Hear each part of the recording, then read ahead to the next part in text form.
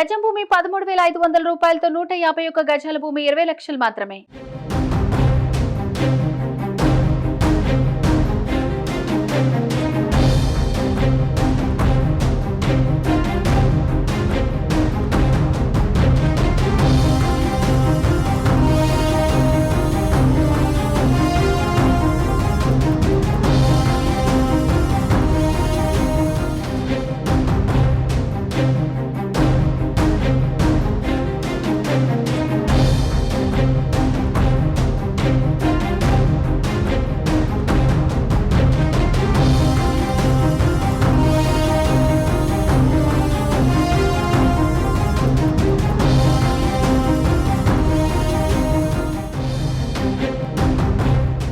India కూటమి 4వ సమావేశం ఢిల్లీలోని అశోక హోటల్లో ప్రారంభమైంది. ఈ సమావేశానికి కాంగ్రెస్ అధినేత్రి సోనియా గాంధీ, మల్లికార్జున ఖర్గే, రాహుల్ గాంధీ, శరద్ పవార్, బీహార్ సీఎం నితీష్ కుమార్ హాజరయ్యారు.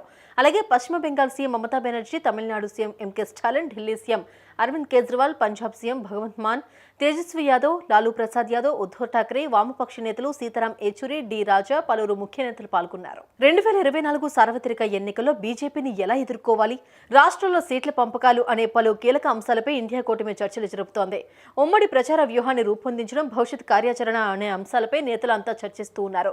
ఇటీవల 5 రాష్ట్రాల్లో జరిగిన ఎన్నికల్లో వచ్చిన ప్రతికూల అంశాలపై కూడా కూటమి సమావేశంలో చర్చించే అవకాశం ఉంది.